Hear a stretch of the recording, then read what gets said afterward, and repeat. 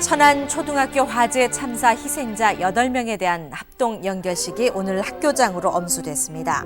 오늘 오전 천안시 성황동 천안초등학교 교정에서 열린 연결식에는 유가족과 각급 단체 기관장, 시민 등 1000여 명이 참석했습니다.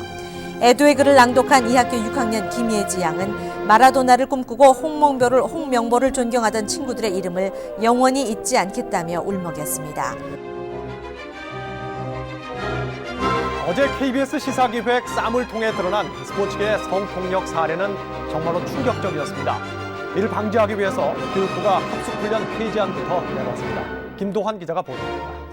선수 장악 방법에 있어서는 단순하게 어떤 성적인 관계가 주 방법이고, 지도자에게 선수는 그들을 시중드는 종과도 같았고 감독의 방이 성폭력의 공간으로 둔갑하기도 했습니다.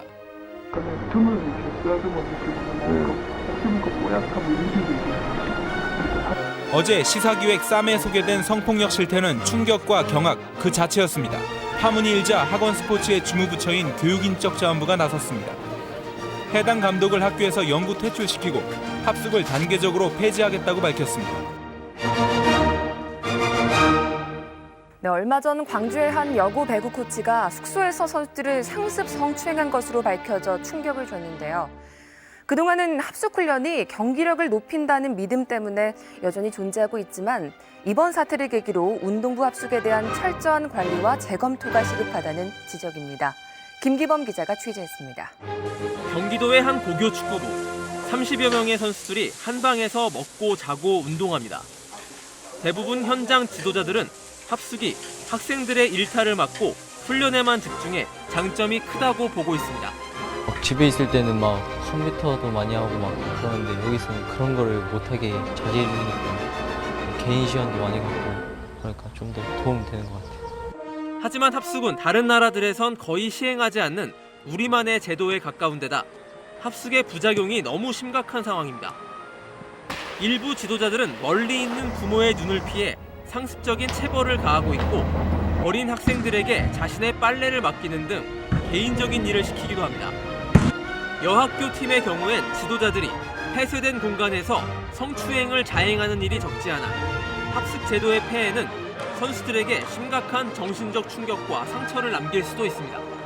이 중고등학교 때의 합숙 훈련에 익숙해지면 성인이 돼서도 그런 단체 생활 외에는 다른 사회 생활에 대해서 거의 적응할 수 없는 그런 성인으로 성장하게 되거든요.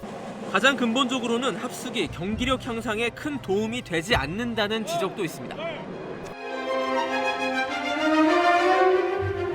합숙을 안 하면 경기력이 떨어진다며 여전히 합숙 훈련을 유지하는 학교 운동부가 많습니다. 그런데 이 합숙 없는 운동부는 정말 불가능할까요? 문영규 기자가 그 대안을 확인했습니다. 세영고 야구부의 일과는 다른 학생들과 똑같이 오후 수업을 마치고 시작됩니다.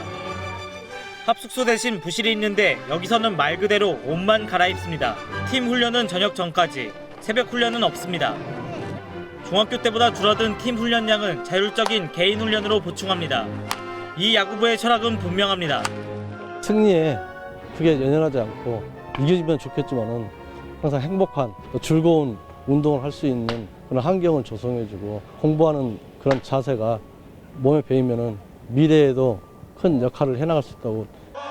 합숙을 통해 훈련량을 늘려야 경기력이 향상된다는 고정관념은 바뀌고 있습니다.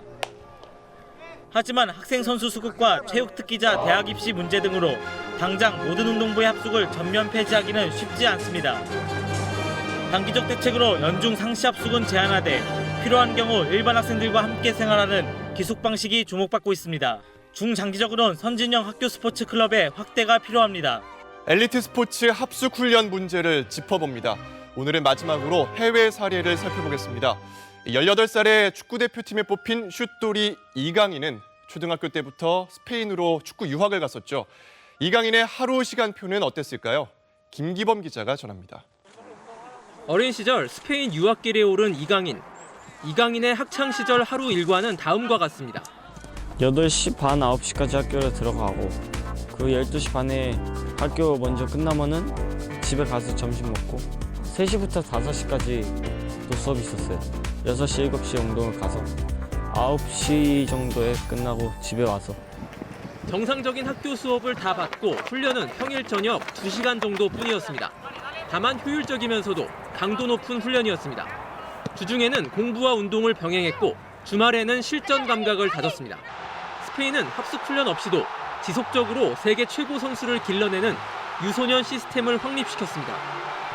합숙을 통한 훈련 시간을 늘리는 것보다 훈련의 질을 높이는 것이 핵심입니다. 요즘은 공부보다는 프로에 올라오고 나서부터 더 축구에 집중을 하고 있는데 뭐 되게 행복하고 재밌어요. 무조건적인 합숙 훈련이 아니라 체계적인 코칭 프로그램이 결부된 선진국형 스포츠 클럽 시스템의 정착. 슛돌이 이강인의 성장 과정은 합숙만이 최고의 선수를 만들 수 있다는 고정관념을 무너뜨리는 근본적 해법을 보여주고 있습니다. KBS 뉴스 김기범입니다.